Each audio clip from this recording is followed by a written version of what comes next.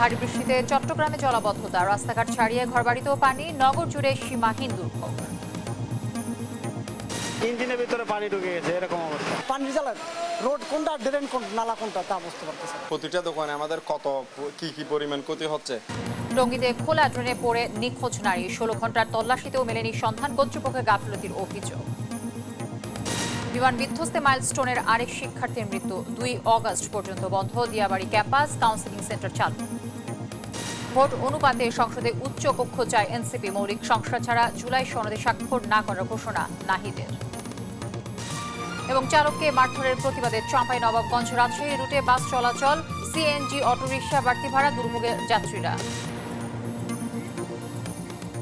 দর্শক শুনছিলেন দেশ জনপদ সংবাদ শিরোনামগুলো, সঙ্গে রয়েছে আমি তানজিয়া জ্যোতি।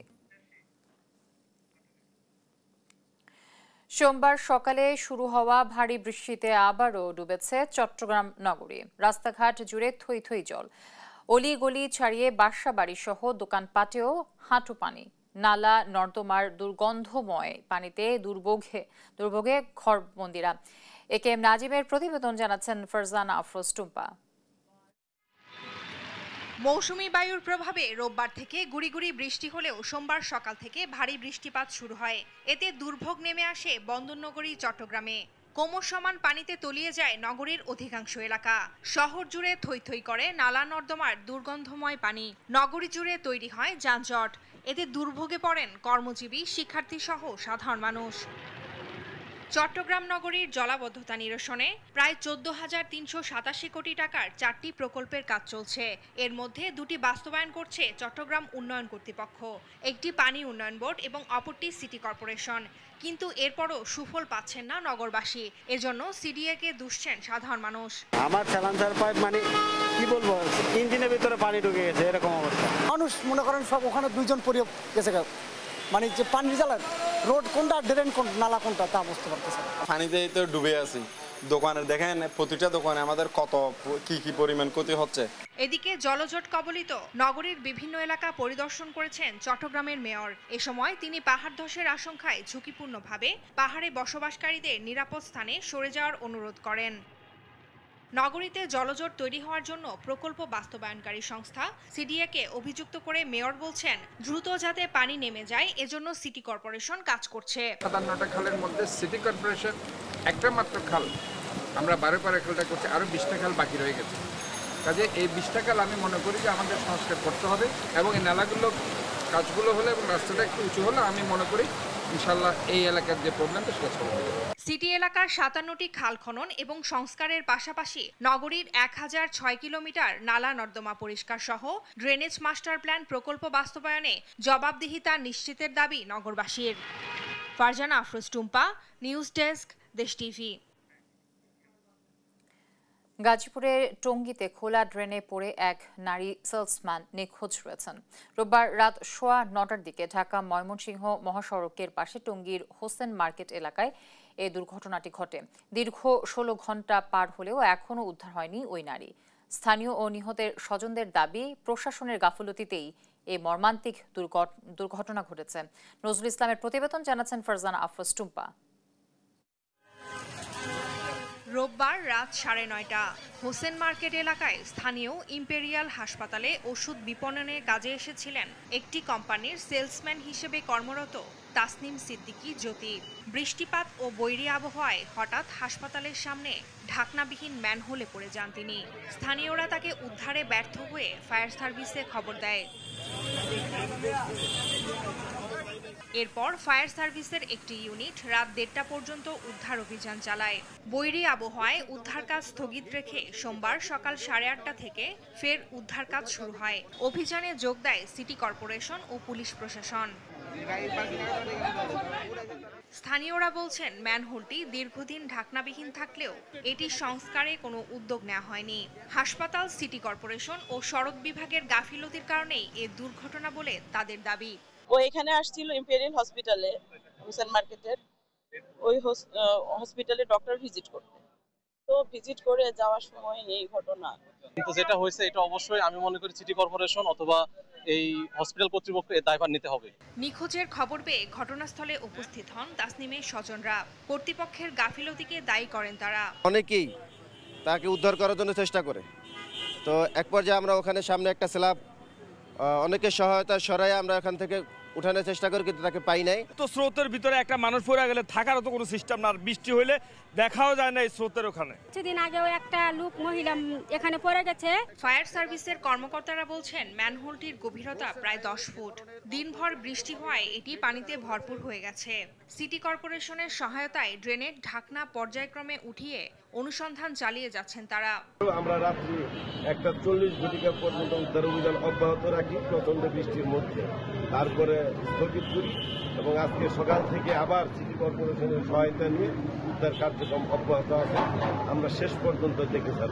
নিহত তাসনিম সিদ্দিকী রাজধানীর মিরপুরে 10 নং সেক্টরে থাকতেন। তিনি ঔষধ আমদানিকারক প্রতিষ্ঠান মনি ট্রেডিং এর সেলসম্যান হিসেবে কর্মরত ছিলেন। তার গ্রামের বাড়ি চুয়াডাঙ্গা জেলায়। ফারজানা আফরোজ টুম্পা, নিউজ ডেস্ক, দেশ টিভি। সাংবিধানিক ও সংবিধিবদ্ধ প্রতিষ্ঠানের নিয়োগ ইস্যুতে নির্বাহী ক্ষমতাকে খর্ব করা হচ্ছে এমন অভিযোগে জাতীয় ঐকমত্য কমিশনের আলোচনা সাময়িক বয়কট করে বিএনপি। এ নিয়ে হাউসে আলোচনার মধ্য দিয়ে সমাধান চায় জামায়াত। আর বিএনপির বয়কট অপ্রত্যাশিত বলছে এনসিপি। বিএনপি ছাড়া ঐকমত্যের চেষ্টা এগোবে না বলে শঙ্কা রাজনৈতিক দলগুলোর। এদিকে ঐকমত্যের ভিত্তিতে ঐতিহাসিক দলিল করার আশা জানান আলী রিয়াজ। সাইফুল রিপনের প্রতিবেদন জানাচ্ছেন মোহাম্মদ আলাউদ্দিন। ফরেন সার্ভিস একাডেমিতে জাতীয় ঐকমত্য কমিশনের দ্বিতীয় ধাপের 20তম বৈঠকে নির্ধারিত বিষয় সরকারি কর্ম কমিশন, দুর্নীতি দমন কমিশন, মহা হিসাব নিরীক্ষক ও নিয়ন্ত্রক, ন্যায়পাল নিয়োগ এবং নারী প্রতিনিধিত্ব। আলোচনার শুরুতেই পূর্ব ঘোষণা অনুযায়ী সাংবিধানিক ও সংবিধিবদ্ধ প্রতিষ্ঠানে নিয়োগের ইস্যুতে কমিশনের দেয়া প্রস্তাবনা নির্বাহী ক্ষমতাকে অতিরিক্ত দুর্বল করবে দাবি করে এই পর্ব বয়কট করে বিএনপি। সাংবিধানিক প্রতিষ্ঠান এবং কিছু সংবিধিবদ্ধ প্রতিষ্ঠানের নিয়োগের জন্য যে কমিটি করার কথা বলছে এবং সংবিধানে রাখার কথা বলছে সেই বিষয়ে আমরা একমত নই। বিএনপির বয়কটের পরও আলোচনা আরও 15 মিনিট চলতে থাকে। তবে হঠাৎ করেই ফরেন সার্ভিস একাডেমির ফায়ার অ্যালার্ম বেজে ওঠায় বৈঠকের বিরতি দেন কমিশনের সহসভাপতি অধ্যাপক আলী রিয়াজ।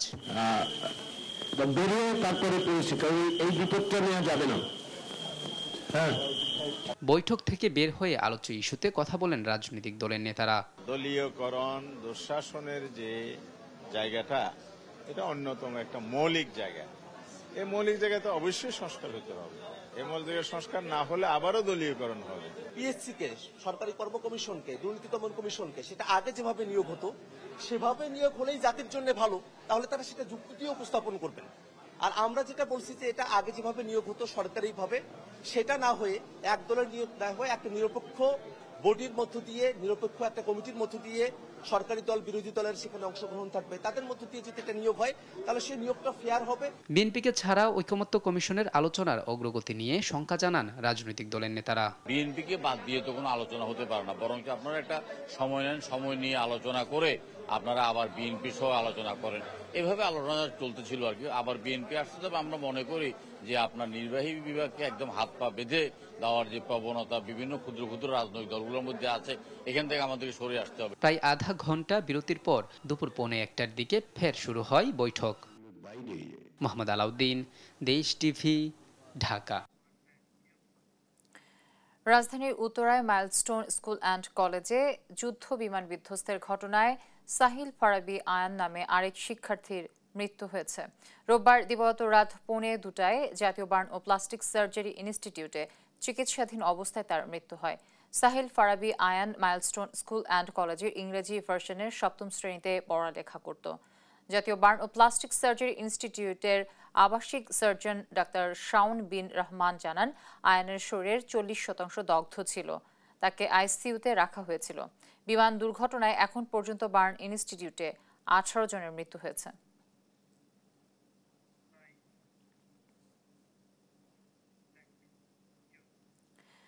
যুদ্ধবিমান বিধ্বস্তের ক্ষতচিহ্ন দেখতে আজও মাইলস্টোন স্কুল অ্যান্ড কলেজে ভিড় করছেন অনেকে। সবার চাওয়া আর যেন এমন দুর্ঘটনা না ঘটে। সে ব্যবস্থা নিতে হবে। এদিকে ৫% কম দগ্ধ হওয়া আহত শিশুদের ড্রেসিং সহ স্কুল স্টাফদের চিকিৎসা দিতে সপ্তাহব্যাপী মেডিকেল ক্যাম্প বসিয়েছে বিমান বাহিনী। শিক্ষার্থীদের মানসিক স্বাস্থ্য উন্নতির জন্য কাউন্সেলিং সেন্টার চালু করেছে মাইলস্টোন কর্তৃপক্ষ। ২ অগস্ট পর্যন্ত বন্ধ ঘোষণা করা হয়েছে একাডেমিক কার্যক্রম। তারেক মাহমুদ সুজনের রিপোর্ট জানাচ্ছেন নাইম আফসান। মাইলস্টোন স্কুল অ্যান্ড কলেজে মর্মান্তিক বিমান দুর্ঘটনার ৮ম দিনেও ঘটনাস্থল দেখতে আশপাশ ও দূরদূরান্ত থেকে ছুটে আসেন অনেকে। যুদ্ধবিমান আশ্রয় পড়ার স্থান ও ভবনের ক্ষতচিহ্ন দেখে নিদারুণ এ দুর্ঘটনায় মর্মাহত আগতরা। আর যেন এমন দুর্ঘটনা না ঘটে এমন ব্যবস্থা চান তারা।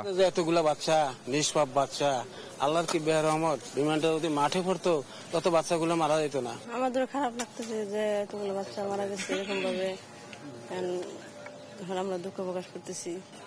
বাচ্চাগুলোর কথা মনে হলে, আমার 2টা নাতি আছে ছোট, মনে হলে চোখ দিয়ে এমনি পানি বাড়ে। এদিকে সোমবার সকাল থেকে 7 দিনের অস্থায়ী মেডিকেল ক্যাম্প চালু করেছে বিমান বাহিনী। দুর্ঘটনায় যেসব শিক্ষার্থী ৫% কম দগ্ধ হয়েছে তাদের ড্রেসিং সহ স্কুল স্টাফদের চিকিৎসা দিচ্ছে বাহিনীটি। আমরা বাংলাদেশ বিমান বাহিনীর পক্ষ থেকে 7 দিনের একটা মেডিকেল কার্যক্রম, মেডিকেল ক্যাম্পেইন মাইলস্টোন কলেজে ক্যাম্পাসে পরিচালনা করব। আজকে থেকে এটা শুরু হলো। আজকে আমরা সকাল 8টা থেকে শুরু করেছি। প্রতিদিন সকাল 8টা থেকে 2টা পর্যন্ত আমাদের এই মেডিকেল ক্যাম্পেইন পরিচালনা করা হবে। এছাড়া শিক্ষার্থীদের মানসিক স্বাস্থ্য উন্নতির জন্য কাউন্সেলিং সেন্টার চালু করেছে মাইলস্টোন কর্তৃপক্ষ। আর একাডেমিক কার্যক্রম বন্ধ থাকবে আগামী 2 আগস্ট পর্যন্ত। নাইম আফসান, দেশ টিভি, ঢাকা।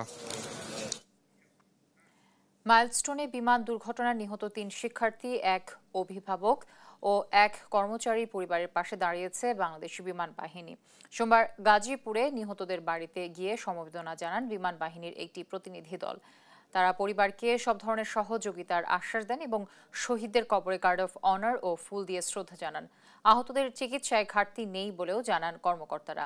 একই দিনে ভোলার বোরহান উদ্দিনে নিহত মাসুমা বেগমের কবর জিয়ারত করেন বিমান বাহিনীর আরেকটি প্রতিনিধি দল। তারা মাসুমার পরিবারের সাথেও দেখা করে সমবেদনা জানান এবং সব ধরনের সহায়তার প্রতিশ্রুতি দেন।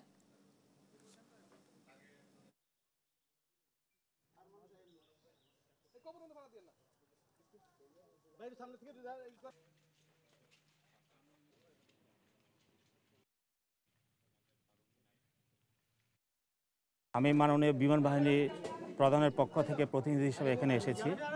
এই শোকসন্তপ্ত পরিবারের প্রতি আমাদের অত্যন্ত মনোবেদনা জানানোর জন্য। আল্লাহ তাআলা ওনাকে বেহেশতে নসিব করুক এবং ওনাদের এই শোকসন্তপ্ত পরিবারের শোক কাটিয়ে ওঠার জন্য ওনাদেরকে সেই মনোবল দেখ, আমরা সেটাই দোয়া করি। এবং যারা এখনও আছেন হাসপাতালে অসুস্থ আছেন তাদের জন্য আমরা দোয়া করি, ওনারাও যেন ঠিকঠাক মতো সুন্দর হয়ে সুস্থ হয়ে ফেরত আসে। আলহামদুলিল্লাহ, ইতিমধ্যে আপনারা হয়তো শুনেছেন 2-3 দিনে আমাদের বেশ কয়েকজন সুস্থ হয়ে ফেরত এসছে। আপনারা সবাই ওদের জন্য দোয়া করবেন। দেখছেন দেশ জনপদ সংবাদ।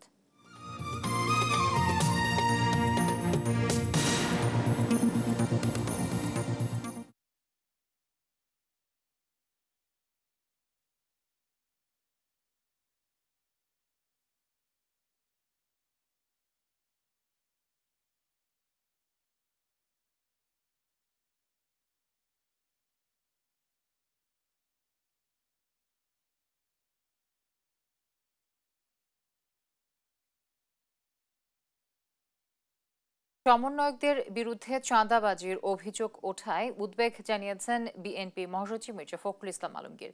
বলেন, গণ অভ্যুত্থানের 1 বছর পার হলেও দেশের রাজনৈতিক বাস্তবতায় কোনো ইতিবাচক পরিবর্তন আসেনি।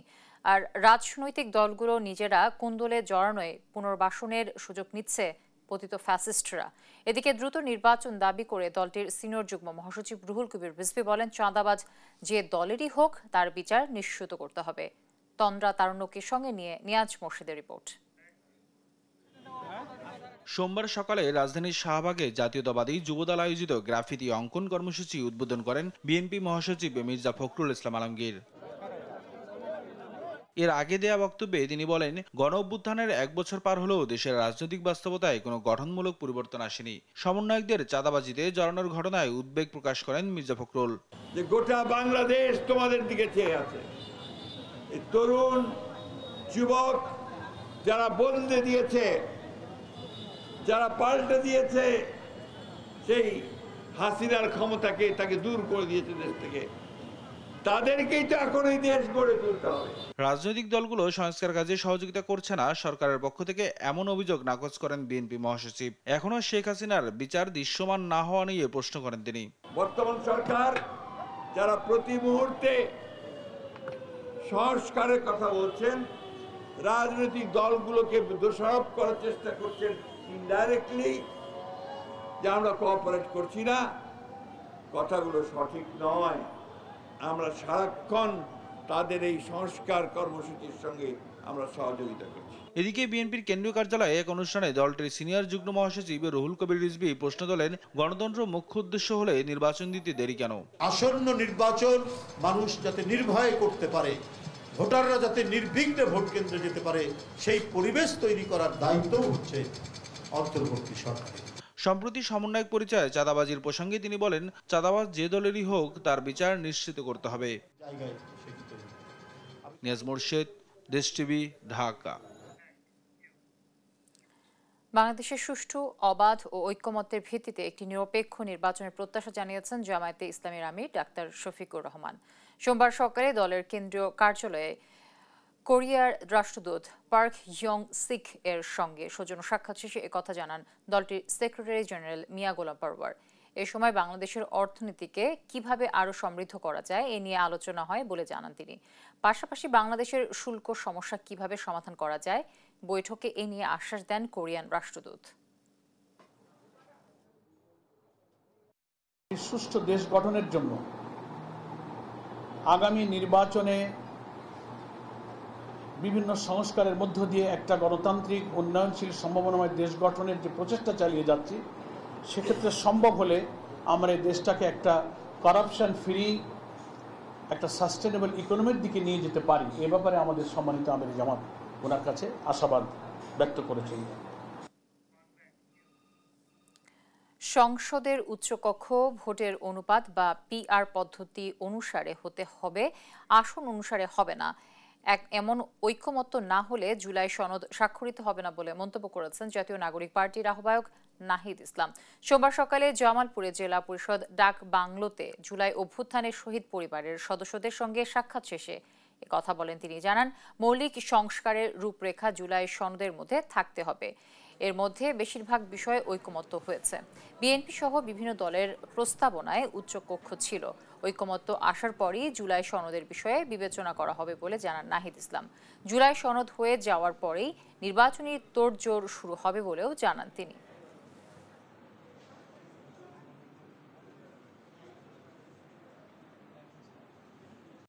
অত্যন্ত গুরুত্বপূর্ণ একটি বিষয় হচ্ছে উচ্চকক্ষ।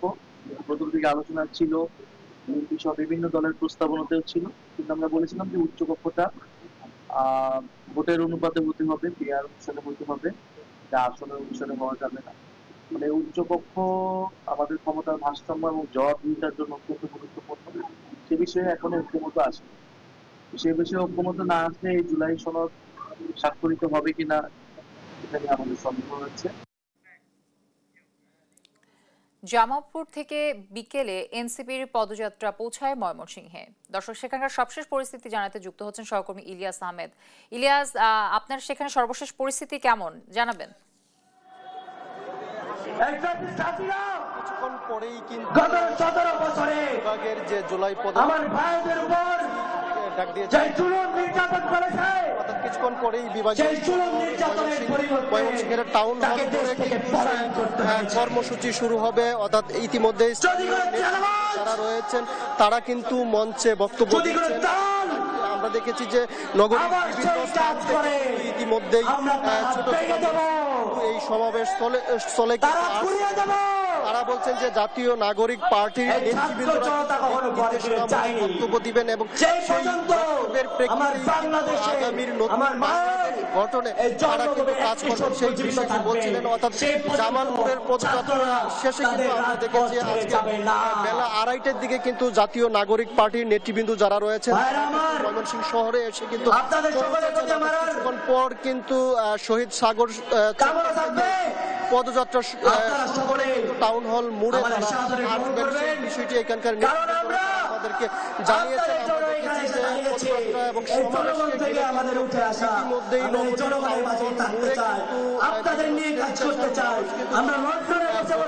এবং তারা বলছেন যে জাতীয় নাগরিক পার্টির নেতৃত্ব দিবেন সেই বক্তব্য শোনার জন্যই কিন্তু অনেকে এখানে এসেছেন। তারা বলছেন যে বিগত সময়ে যে দেশের উন্নয়ন হয়নি, অর্থাৎ জাতীয় নাগরিক পার্টির হাত করে কিন্তু আগামীতে বাংলাদেশের উন্নয়ন অব্যাহত থাকবে এবং নতুন মাত্রা রূপ নেবে সেই বিষয়টি কিন্তু তারা বলছিলেন। এবং এইখানকার পরিস্থিতি কিন্তু একেবারেই জোরদার করা হয়েছে। অর্থাৎ আমরা দেখেছি নগরীর বিভিন্ন মোড়ে মোড়ে কিন্তু র্যাব পুলিশের সদস্যরা কিন্তু নগরীর প্রত্যেকটা জড়ো হয়েছে, তারা কিন্তু নিরাপত্তা ব্যবস্থা জোরদার করেছেন। অর্থাৎ ঘিরে কিন্তু 3.5 কিন্তু মোতায়েন রয়েছে। সেই প্রশাসনের পক্ষ থেকে সেটি কিন্তু অর্থাৎ যে কোনো ধরনের তারা কঠোর পদক্ষেপ নিয়েছে থেকে সেই বিষয়টিকে লক্ষ্য করেছি। অর্থাৎ বলা যায় যে জাতীয় নাগরিক পার্টির কেন্দ্রীয় উঠবেন এবং সাধারণ মানুষের উদ্দেশ্যে তাদের যে বক্তব্য সেটি কিন্তু তারা প্রদান করবেন। অর্থাৎ এই এনসিপির স্থানীয় নেতৃবৃন্দরা আমাদেরকে নিশ্চিত করে এই জাতীয় অপেক্ষায় কিন্তু আমরা দেখেছি যে টাউন হল মোড়ে কিন্তু দুপুর থেকে স্থানীয় নেতৃবৃন্দরা তারা জড়ো হয়েছেন এবং তারা বলছেন যে তাদেরকে আসবে সেই কিন্তু তারা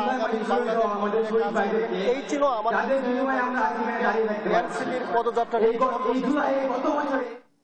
ইলিয়াস, ধন্যবাদ আপনাকে। দর্শক, ময়মনসিংহ থেকে যুক্ত ছিলেন আমাদের সহকর্মী ইলিয়াস আহমেদ।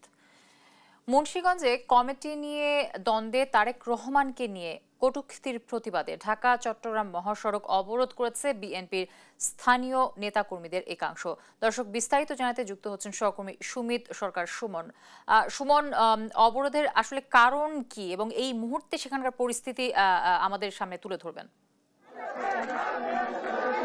আসলে যদি আপনি যেমনটি বলছিলেন, ঢাকা মাওয়া মহাসড়কের মুন্সিগঞ্জের গজারিয়া কিন্তু গত কয়েকদিন আগে একটি কমিটি নিয়ে দুই পক্ষের কিন্তু আসলে উত্তেজনা বিরাজ করে।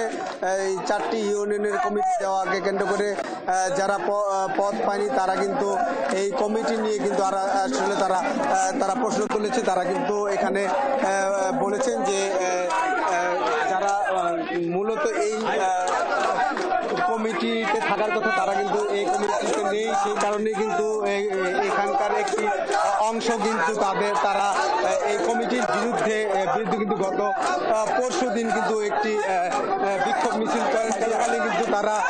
সেখানে কিন্তু তারা এই কমিটি বিলুপ্তির ঘটনায় কিন্তু তারা জিয়ার বিরুদ্ধে সেই কারণে কিন্তু আজকে যে কমিটি আছে সেই কমিটি কিন্তু তারা এখানে অংশ নিয়েছে। কিছুক্ষণ আগে কিন্তু মহাসড়ক অবরোধ করে তারা এখানে অংশ নিয়েছেন। এখন কিন্তু তারা মহাসড়কের পাশে রয়েছে। আমি এখন এখানে যারা আছেন তাদের সাথে কিছু কথা বলার চেষ্টা করবো। আপনি একটু বলবেন যে এখানে আসলে আপনারা কেন জড়ো হয়েছেন? আপনারা কেন জড়ো হয়েছেন? আমরা এখানে জড়ো হয়েছি কয়েকদিন আগে,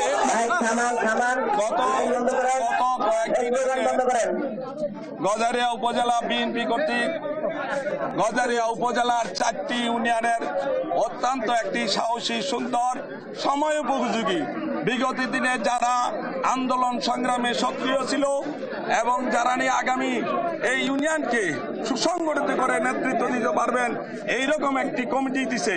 সেই কমিটি দেওয়ার কারণে আজকে ওই কমিটিকে এবং যারা এই কমিটি দিয়েছে থানা বিএনপি নেতৃবৃন্দ সকলকে অভিনন্দন জানানোর জন্য আমরা এখানে উপস্থিত হয়েছি। পাশাপাশি যে সকল ষড়যন্ত্রকারী গজারিয়ার বিএনপিতে বিভেদ সৃষ্টি করার পায়তারা করতেছে এবং যারা আওয়ামী লীগের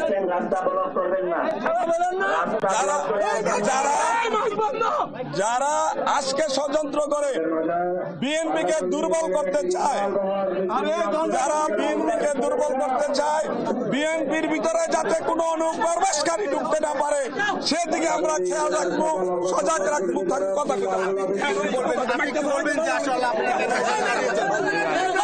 হ্যাঁ আমরা দর্শক, মুন্সিগঞ্জ থেকে যুক্ত ছিলেন আমাদের সহকর্মী সুমিত সরকার সুমন। জুলাই গণ অভ্যুত্থানের প্রথম শহীদ রংপুরের বেগম রোকেয়া বিশ্ববিদ্যালয়ের শিক্ষার্থী আবু সাইদ হত্যায় মামলায় আনুষ্ঠানিক অভিযোগ গঠনের শুনানি আগামীকাল পর্যন্ত মুলতবি করা হয়েছে। এর আগে সকালে রোকেয়া বিশ্ববিদ্যালয়ের সাবেক প্রক্টর শরীফুল ইসলাম সহ 6 আসামির উপস্থিতিতে আন্তর্জাতিক অপরাধ ট্রাইব্যুনাল শুরু হয় শুনানি।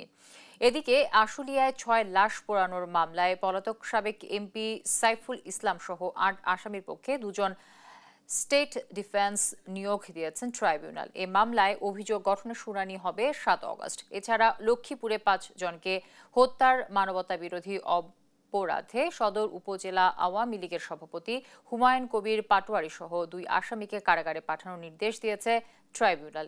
এই মামলায় গ্রেফতার 3 জনকে একদিনের জিজ্ঞাসাবাদের অনুমতি দিয়েছেন ট্রাইব্যুনাল 2।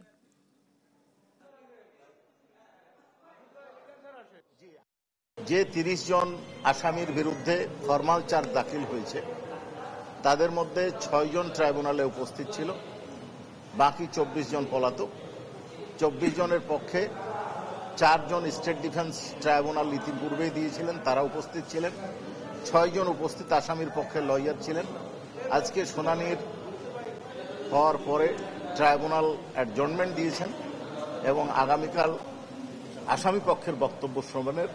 গেল 27 ফেব্রুয়ারি গভীর রাতে বিয়াম ফাউন্ডেশনে এসি বিস্ফোরণ ও অগ্নিকাণ্ডে 2 জনের প্রাণহানির দুর্ঘটনা নয়, পরিকল্পিত বলে জানিয়েছে police bureau and investigation PBI.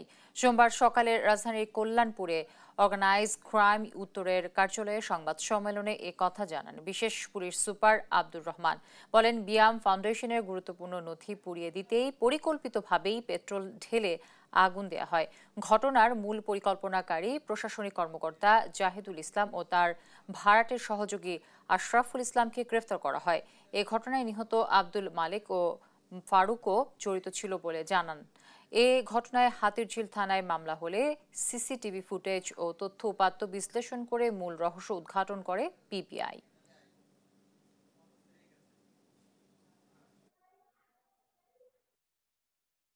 Analysis করার পরে আমরা প্রাথমিকভাবে এই সিদ্ধান্তে উপনীত হই যে এটি এসি বিস্ফোরণ জনিত নয়। এসি যদি ব্লাস্ট করতো তাহলে এসির আউটডোরটা সঠিক আছে, এসি আউটডোরে কোনো ক্ষতি হয়নি। অন্য কোনো কিছু ছিল কিনা সেই জন্য আমরা কেমিক্যাল অ্যানালাইসিসের জন্য একটা রিপোর্ট পাঠিয়েছি। আগামীকালকে সম্ভবত রিপোর্টটা আমরা পেয়ে যাব। মুন্সিগঞ্জের গজেরিয়ায় মেঘনা নদীর বালু মহাল দখল 2 জলদস্যু গ্রুপের সংঘর্ষে গুলিবিদ্ধ হয়ে নিহত হয়েছেন শীর্ষ শুটার মান্নান। এ ঘটনায় তার সহযোগী হৃদয় বাঘ গুলিবিদ্ধ হয়েছেন। সোমবার সকাল 10টার দিকে গজারিয়া উপজেলার ইমামপুর ইউনিয়নের কালীপুরা এলাকায় মেঘনা নদীতে এ ঘটনা ঘটে। বিষয়টি নিশ্চিত করেছেন গজারিয়া থানার ভারপ্রাপ্ত কর্মকর্তা আনোয়ারুল আলম আজাদ। তিনি জানান, একটি ইঞ্জিন চালিত ট্রলারে থাকা মান্নান ও তার 3 সহযোগীর উপর গুলি চালায় প্রতিপক্ষ জলদস্যু পিয়াস নয়ন গ্রুপ। আত্মরক্ষায় মান্নান গ্রুপও পাল্টা গুলি ছোড়ে। পরে গুলিবিদ্ধ হয়ে ঘটনাস্থলে প্রাণ হারান শুটার মান্নান। আহত হন তার সহযোগী হৃদয় বাঘ। মান্নানের ওপর 2 সহযোগী নদীতে ঝাঁপ দিয়ে প্রাণ বাঁচানোর চেষ্টা করেন, তবে তারা গুলিবিদ্ধ হয়েছেন কিনা তা এখন নিশ্চিত হওয়া যায়নি। পরিস্থিতি নিয়ন্ত্রণে ঘটনাস্থলে পুলিশ পাঠানো হয়েছে।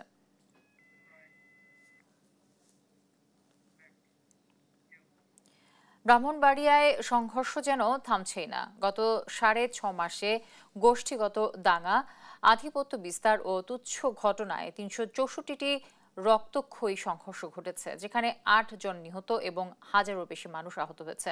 স্থানীয়দের ভাষ্যমতে প্রবাসীদের অর্থের প্রভাব ও গ্রাম্য মোড়লদের উস্কানিতে সহিংসতা বেড়েছে। এমন পরিস্থিতিতে আপোষের সংস্কৃতি থেকে বেরিয়ে কঠোরভাবে আইন প্রয়োগের দাবি জানিয়েছে সাধারণ মানুষ। মেহেদি নূর পরশের পাঠানো তথ্য ছবিতে জানাচ্ছেন অঙ্কন চৌধুরী। ব্রাহ্মণবাড়িয়া সদর উপজেলার নাটাইগ্রাম। গত 14 মে মাদক নিয়ে বিরোধে চান্দের ও সলিম গোষ্ঠীর মধ্যে হয় এই সংঘর্ষ। আগুনে পুড়ে দেয়া হয় অর্ধশতক ঘরবাড়ি। এতে আহত হন চান্দের গোষ্ঠী মিরাজুল হোসেন। জেলার অন্যান্য জেলাতেও গোষ্ঠীগত দাঙ্গা, আধিপত্যের লড়াই ও পাওনা টাকা ও মাদক নিয়ে সংঘর্ষ লেগেই থাকে। দেশীয় অস্ত্র, পেট্রোল বোমা নিয়ে রাতেও হামলার ঘটনা ঘটে কোথাও কোথাও। এতে হতাহতের পাশাপাশি বাড়ি, ব্যবসা প্রতিষ্ঠানে ভাঙচুর ও লুটপাট হয়ে থাকে। পুলিশ বলছে গত 6 মাসের ব্রাহ্মণবাড়িয়ায় 363টি গোষ্ঠীর মধ্যে সংঘর্ষের ঘটনা ঘটেছে। এতে নিহত হয় কমপক্ষে 8 জন, আহত হয়েছে 1000-এরও বেশি মানুষ। অনেকে অঙ্গহানি হয়েছে, আবার অনেকে হয়েছে নিঃস্ব। নেশাগ্রস্তদের দ্বারা এই ঝগড়াটা শুরু হলে এটা 2টা 4টা 5টা গ্রামে চলে যায়। যতগুলো ঝগড়া যুদ্ধ পর্যন্ত হয়েছে সব ছোটখাটো বিষয় নিয়ে, আর আহামরি কোনো বিষয় না। অনেক পয়সা করে জায়গা, এই পয়সার দাপটা এরা কি করবো কি না, আয়াসেরা এই দাঙ্গা হাঙ্গামা লাগাই দেয়, হান্দা হে হান্দা না করার সহিতে তখন তারা আমার জামাইরে হত্যা করেছে। এসব ঘটনায় মামলা হলে মোটা অঙ্কের অর্থ দিয়ে আপোষ হয়, প্রকৃত অপরাধীরা পার পেয়ে যান। ফলে গ্রাম্য সহিংসতা ক্রমশই বাড়ছে।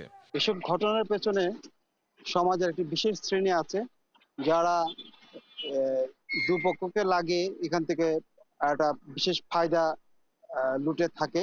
এদিকে দাঙ্গা হাঙ্গামা রোধে আইন প্রয়োগ করা হচ্ছে বলে জানান জেলা পুলিশের এই কর্মকর্তা। ঘটনা ঘটার পর থেকে আমরা অভিযান অব্যাহত রাখি এবং ঘটনায় যারা জড়িত, প্রকৃতপক্ষে যারা জড়িত তাদেরকে আইনের আওতায় আনার চেষ্টা করি এবং আমাদের গ্রেফতারের চেষ্টা আমরা শেষ না হওয়া পর্যন্ত অব্যাহত। সাংস্কৃতিক জেলা খ্যাত ব্রাহ্মণবাড়িয়ার গ্রাম্য সহিংসতা কমিয়ে আনতে অপরাধীদের বিরুদ্ধে কঠোর আইনের প্রয়োগ দেখতে চান এলাকাবাসী। অঙ্কন চৌধুরী, নিউজ ডেস্ক, দেশ টিভি। আশুলিয়ায় গ্যাসের লিকেজ থেকে আগুন ধরে স্বামী স্ত্রী দগ্ধ হয়েছেন। তাদের উদ্ধার করে রাজধানীর জাতীয় বার্ন ইনস্টিটিউটে পাঠানো হয়েছে বলে জানিয়েছেন স্থানীয়রা। রোববার দিবাগত রাতে আশুলিয়ার গোহাইল বাড়ি বটতলা এলাকায় নজরুল ইসলামের ভাড়া বাড়িতে এই ঘটনা ঘটে। প্রত্যক্ষদর্শীরা জানান দগ্ধ দম্পতি মিন্টু মিয়া ও লিপি আক্তার স্থানীয় একটি পোশাক কারখানায় চাকরি করেন। ওই দম্পতির রুমে থাকা রান্না করার সিলিন্ডার থেকে গ্যাস লিকেজ হয়। পরে রাতে মন্টু মিয়া সিগারেট ধরাতে গেলে পুরো রুমে আগুন লেগে যায়। এতে তারা দুজনই দগ্ধ হন। পরে স্থানীয়রা আগুন নির্বাপন করে তাদের রাজধানীর জাতীয় বার্ন ইনস্টিটিউটে পাঠায়।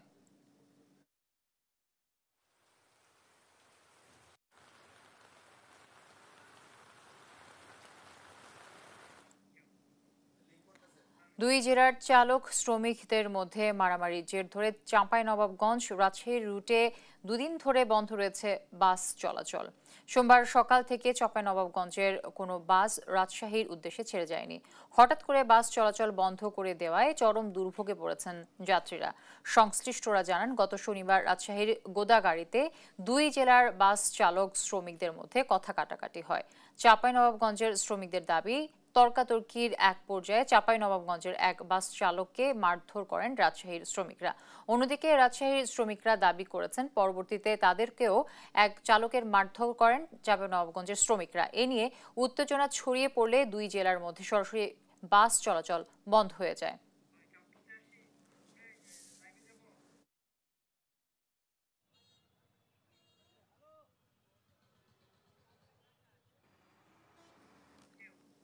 এদিকে লালমনিরহাটে দুই ট্রেনের মুখোমুখি সংঘর্ষে বন্ধ রয়েছে লালমনিরহাট বুড়িমারি রুটে রেল যোগাযোগ। দর্শক, এ নিয়ে বিস্তারিত জানাতে যুক্ত হচ্ছেন আমার সাথে সহকর্মী জামাল বাদশাহ। জামাল, কখন দুর্ঘটনাটি আসলে ঘটেছে এবং সবশেষ পরিস্থিতি আমাদেরকে জানাবেন।